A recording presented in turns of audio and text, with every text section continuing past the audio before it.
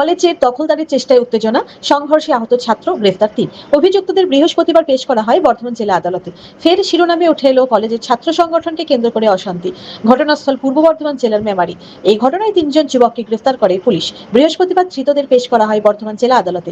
অভিযোগ, তৃণমূল কংগ্রেসের সাথে যুক্ত এলাকার কয়েকজন যুবক কলেজে দখলদারির চেষ্টা চালায়। কলেজের ছাত্রদের হুমকি দেওয়ার পাশাপাশি তাদের উপর আক্রমণ করা হয়। এতে ফাইনাল ইয়ারের একাধিক ছাত্র আহত হয়। ঘটনার খবর পেয়ে দ্রুত কলেজে পৌঁছে যান মেমারি থানার বিশাল পুলিশ বাহিনী। দুপক্ষের সঙ্গে কথা বলে পরিস্থিতি নিয়ন্ত্রণে আনে পুলিশ। আহত ছাত্রদের উদ্ধার করে হাসপাতালে ভর্তি করা হয়েছে। অভিযোগের ভিত্তিতে তদন্তে নামে পুলিশ, যদিও এই ঘটনায় কলেজ কর্তৃপক্ষ কোনো মন্তব্য করতে চাননি। কয়েক ঘন্টার মধ্যে মেমারি থানায় পুলিশ ৩ জনকে গ্রেফতার করে। ধৃতরা হলেন অতনু বেইন, বয়স ২০ বছর, মহেশডাঙ্গা ক্যাম্প মেমারির; জয় ভান্ডারী, বয়স ২৭ বছর, উত্তর কৈলাসপুর; সরঞ্জিৎ মণ্ডল, বয়স ২৩ বছর, উত্তর কৈলাসপুর মেমারি। পুলিশ সূত্রে জানা গেছে, ধৃতদের বিরুদ্ধে ভারতীয় দণ্ডবিধি ১২৬(২), ১১৫(২), ১১৭(২) ধারায় মামলা রুজু করা হয়েছে।